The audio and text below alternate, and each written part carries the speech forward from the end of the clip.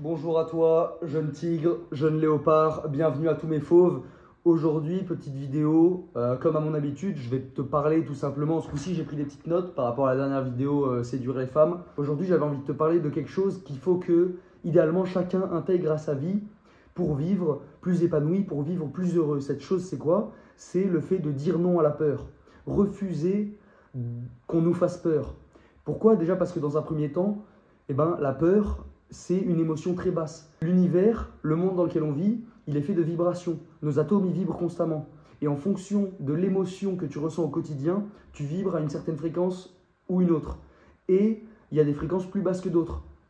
Et tu attires à toi qui tu es. Donc si tu vibres la peur, tu vas attirer du négatif en fait. La peur, c'est négatif. La peur, ça vibre bas. Ça sert à rien de vibrer la peur. Enfin, à part quand tu es dans une situation dangereuse où tu as besoin d'avoir un peu peur pour sécréter de l'adrénaline et prendre la fuite ou combattre. Mais dans notre vie de tous les jours, ce n'est pas le cas. Tu n'as jamais besoin d'avoir peur et de fuir ou de combattre. Constamment, les médias, quand tu regardes la télé, si tu allumes ta téloche, si tu en as une déjà, moi il n'y a pas de télé chez moi, mais si tu allumes ta télé et que tu regardes les informations, c'est que du négatif. C'est que des trucs en mode... On va te parler de la guerre dans le monde, on va te parler de faits divers où il y a un mec qui a kidnappé je sais pas qui, un enfant, ou que des trucs qui font peur. Et ça profite à nos élites en fait, de nous faire peur. Parce qu'un peuple qui a peur, c'est un peuple qui se méfie de tout le monde et c'est un peuple qu'on peut diviser, c'est un peuple qu'on peut manipuler plus facilement. Donc déjà, juste pour ça, il faut s'interdire d'avoir peur. Ça veut dire déjà s'éloigner un petit peu des informations. Parce que, pour revenir par exemple à la guerre dans le monde, il y a toujours eu la guerre dans le monde. Il n'y a jamais eu un moment où ça a été la paix partout. Et ça ne nous influence pas directement en fait. S'il y a la guerre à l'autre bout du monde, nous, ça ne nous influence pas directement. Donc, à quoi ça sert de mettre son focus, son attention sur la guerre? Encore une fois, c'est parce que ça profite à nos élites. Et ça, on est là, on a peur, putain, il y a la guerre là-bas, qu'est-ce qui va se passer? J'espère que ça ne nous arrivera pas, machin. Les gens paniquent et les gens ensuite... Quand on leur dit restez chez vous parce qu'il y a un petit virus de merde, ils vont rester chez vous. Exemple du Covid où on s'est fait, selon moi, on s'est fait manipuler comme il faut. Parce que bon, il y a quand même toute une partie de la population qui était déjà asymptomatique. Il y avait 80% de la population à un moment qui était asymptomatique. Et c'est quand même un virus qui tuait quand même beaucoup plus les populations âgées que les jeunes. Donc même si on pouvait, nous, en tant que jeunes, transmettre le virus, à quoi ça sert de nous enfermer aussi? Et il y a plein de penseurs, entre guillemets, modernes qui parlent de ça et qui parlent des effets que ça a pu causer sur la jeunesse, à savoir parmi les effets un manque de capacité sociale, parce qu'il y a des gens, il y a des adolescents qui traversaient des périodes où ils sont censés apprendre à communiquer, apprendre à devenir à l'aise en société, et on leur a dit restez chez vous.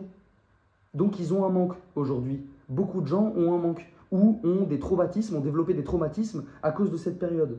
Et par exemple, pour rester sur le Covid, moi, on va pas dire que je suis complotiste, mais pour moi, ça a été une douille. Ça a été une manière de voir si la population, on est encore des moutons. Et on va écouter ce que nous dit le gouvernement. Bref, et la chose qui a fait qu'on était manipulable, qu'on s'est plié aux exigences de notre gouvernement, c'est le fait que 90% de la population avait peur. En regardant les infos, tu avais un coup, tu avais 80% d'asymptomatiques, l'autre coup, tu avais 100% de gens qui mouraient. Un coup, il fallait mettre des masques, un coup, il fallait pas en mettre. Déjà, on était dans le flou des directives que nous donnait le gouvernement. Et tout simplement, il y a beaucoup de gens qui avaient peur, qui se disaient putain, mais j'ai pas envie de mourir. Donc voilà, déjà, je pense que c'est un bon exemple là, que je vous donne déjà, le Covid. Maintenant, passons à la rétention séminale. Pourquoi est-ce que la rétention séminale, ça fait peur? Et pourquoi être en rétention séminale va te permettre d'avoir moins peur. Parce que d'une manière générale, pour dire non à la peur, il faut sortir de sa zone de confort. Et quand tu te masturbes tous les jours, tu es dans ta zone de confort. Tu es habitué à te toucher le sgeg et à prendre ta dopamine comme ça sans avoir fourni aucun effort. Qui plus est, bien souvent devant un film porno, donc j'ai déjà expliqué en vidéo, mais vous connaissez ma vision du porno, c'est complètement débile. Et je vous invite à aller regarder mes vidéos où je parle des films porno et où je parle de tout ça. Et pourquoi arrêter? Mais le changement fait peur. Et quand tu dois passer de j'éjacule tous les jours à je fais plus rien, ça fait peur. Ça te demande encore une fois de sortir de ta zone de confort. Et donc, pour dire non à la peur au quotidien, il faut sortir de sa zone de confort au plus possible. Prendre des risques, entre guillemets, au plus possible. Donc, par exemple aussi, t'inscrire à la boxe, au sport de combat, faire des sports de combat. Il y a beaucoup de gens qui ont peur de se taper, tu vois. Il y a beaucoup de gens qui refusent de se prendre des coups. Mais en fait, c'est logique, quand tu vas t'inscrire à la boxe, bah, tu acceptes de prendre des coups et l'autre en face, il accepte d'en prendre aussi. C'est un échange équivalent. Donc déjà, dire non à la peur, éviter les médias, éviter tout ce qui nous envoie à la télé, aux informations, sortir de sa zone de confort. Et je vais vous donner un deuxième exemple, illustrant comment moi, au quotidien, sur ma saison d'hiver, j'ai dit non à la peur. C'est tout simplement, je suis veilleur de nuit. Et j'étais veilleur de nuit, en tout cas la saison que je ferai cet été, je ne le serai plus, je vais travailler en service, bref. Je me suis autorisé des choses par le biais de cette philosophie de vie, de dire non à la peur au quotidien. Dans le sens où, étant veilleur de nuit, c'est un travail où tu es censé être présent toute la nuit. Tu es censé être là, au taf, surveiller plus ou moins, faire des rondes, tout ça. Et bon, c'est la 3e saison que je faisais en tant que veilleur de nuit. Et je me suis permis des choses parce que justement, je m'interdisais d'avoir peur.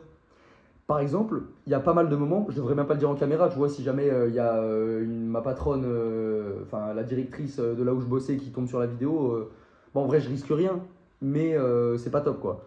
Mais je m'autorisais, certaines nuits, je faisais 23h, 7h du matin avec 2 pauses de 45 minutes, je m'autorisais parfois à rester dans mon appartement qui était en fait dans le bâtiment, je m'autorisais à rester là-bas et je sais pas, à lire un livre, à me poser pendant beaucoup plus que 45 minutes. Avec évidemment le téléphone et tout le matériel du veilleur sur moi, mais parce que je sais que, enfin, je ne m'autorisais pas à paniquer, à me dire putain, mais ça se trouve, il va se passer quelque chose, il faut que je sois à l'accueil, machin et tout, alors que je suis censé rester à l'accueil normalement hors de mes temps de pause. Mais voilà, je m'autorisais des libertés. Et dire non à la peur, c'est ça, c'est au quotidien ne pas se mettre des barrières, se mettre des bâtons dans les roues à soi-même. Parce qu'encore une fois, la peur, ça va t'empêcher d'agir. La peur empêche d'agir. Parce que tout à l'heure, quand je parlais d'une situation où tu vas avoir peur parce que, par exemple, il y a un mec qui commence à s'énerver dans un bar ou quoi, et qui cherche l'embrouille, il y a 3 types de réactions que tu peux avoir. Ça va être soit la fuite, soit le combat, soit la 3e, ça va être le fait que tu sois paralysé quelque part. Comme tu as peur, tu vas être là, tu vas pas savoir quoi faire, et il faut éviter ça dans la vie d'une manière générale. Parce que pour progresser dans ce bas monde, il faut agir. Il faut que tu fasses... Il faut que tu te donnes des objectifs et que tu agisses pour tenter de les atteindre. Et que tu ne laisses pas la peur te freiner dans ton chemin, ton parcours qui te mènera à la réalisation de ces objectifs. Je te donne un exemple pour illustrer ça, mais moi je fais de la musique. Et si la première musique que j'ai publiée sur Instagram, si je m'étais dit putain, mais qu'est-ce que les gens vont dire de moi? Putain, j'ai peur du jugement des autres. Parce que c'est ça aussi, le jugement des autres. Il y a pas mal de gens qui en ont peur et qui, du coup, ne deviennent jamais pleinement eux-mêmes parce qu'ils se brident tout seuls à cause de leur peur. Et moi, je suis passé au-delà de ça. Je me suis dit, j'ai réfléchi et je me suis dit, mais finalement, je n'ai rien à foutre des gens. Je le fais pour moi, je le fais parce que je kiffe. J'ai aussi envie de partager ça, finalement, plus ou moins au monde. Donc, allons-y. Je publie et je vois ce que ça donne. Et je m'en fous s'il y a des retours négatifs. Dans tous les cas, à partir du moment où justement tu franchis tes peurs et que tu es sur le chemin de la découverte de qui tu es au fond de toi, de ta singularité, il y aura forcément des gens qui jacteront. J'en ai parlé aussi dans la vidéo, les gens parleront quand tu es en rétention séminale. Je t'invite à aller la regarder si ça t'intéresse. Mais voilà, quand tu progresseras et que tu seras sur le chemin de ton potentiel maximum, il y a forcément des gens à qui ça ne va pas plaire. Des gens qui parleront. Des gens qui ne sauront rien faire d'autre que de critiquer. Parce qu'ils projettent sur toi ce qu'eux ne font pas en fait. Et ils se disent, ce mec il fait ça, moi qu'est-ce que je fais de ma vie? Rien du tout. Donc en fait finalement en termes de valeur de manière générale, il est au-dessus de moi. Ce mec-là a plus de valeur que moi parce que, il est au-dessus de moi en termes de confiance, en termes de plein de choses. Et donc, moi, pour augmenter mon niveau, le seul moyen que j'ai, ça va être de le critiquer pour pouvoir le rabaisser en fait. C'est des gens qui tirent vers le bas. Je ferai une vidéo également sur le fait de bien s'entourer, le fait de surveiller ses fréquentations, parce que y a des gens des fois avec qui on lie plus ou moins des amitiés, et en fait c'est des amitiés toxiques, entre guillemets, des gens qui se tirent vers le bas. Moi j'ai des amis, on est toujours amis, mais il y a des moments, on s'est toujours tiré vers le haut, plus ou moins, avec mes amis. Mais il y a eu des moments où je fumais des joints régulièrement, et avec un ami notamment à qui je pense, et aujourd'hui on a arrêté tous les deux, mais certes, on passait de très bons moments quand on fumait des joints ensemble chez moi quand j'avais mon appartement, mais finalement, c'était pas nous tirer vers le haut que à chaque fois qu'on se voit, de s'en griller un et rigoler et finalement pas être productif du tout. Bon, et c'est avec ce même ami que finalement, je racontais également dans une autre vidéo comment j'ai commencé les sports de combat. C'est avec cet ami-là que finalement, un jour, on s'est dit, mais viens, on achète des gants et on se tape un peu sur la gueule parce qu'on est des hommes et que on a une part d'ombre avec laquelle il faut reconnecter et que cette part d'ombre, c'est aussi l'agressivité qu'il y a en nous. L'agressivité, la violence qu'il y a en nous. Et c'est important aussi de renouer avec cette part d'ombre. Et c'est en renouant également avec cette part d'ombre que tu diras non à la peur. Parce que cette part d'ombre, elle fait peur. La violence qui est en toi, que si tu n'as pas créé un lien avec elle, si tu n'as pas renoué avec elle, eh ben, elle te fait peur. Tu as peur de la violence que tu es capable d'exercer sur quelqu'un.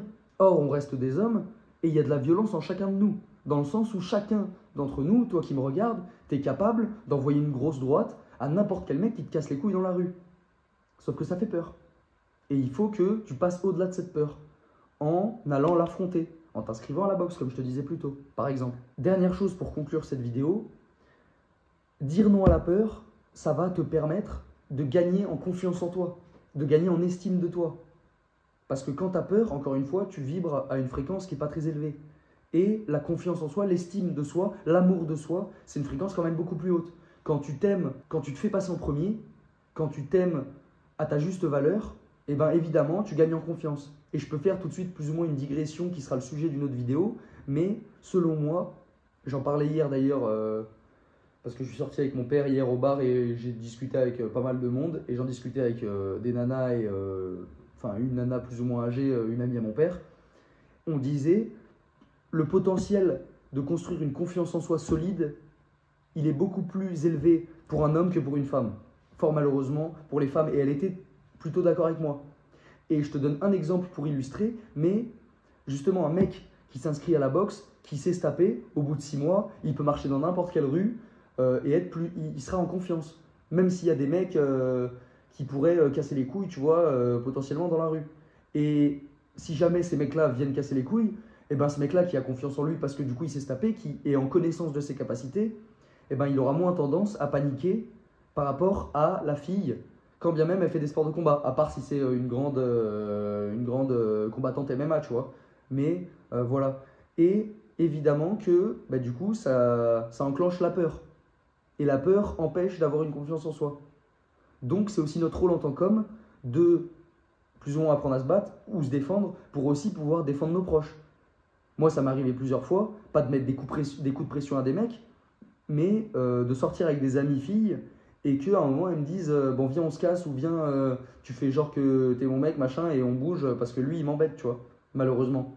On vit dans un monde où il n'y a pas que des bonnes personnes aussi, même si selon moi tout le monde a un bon fond, à part les psychopathes, à part exception, tu vois, mais on a tous un bon fond.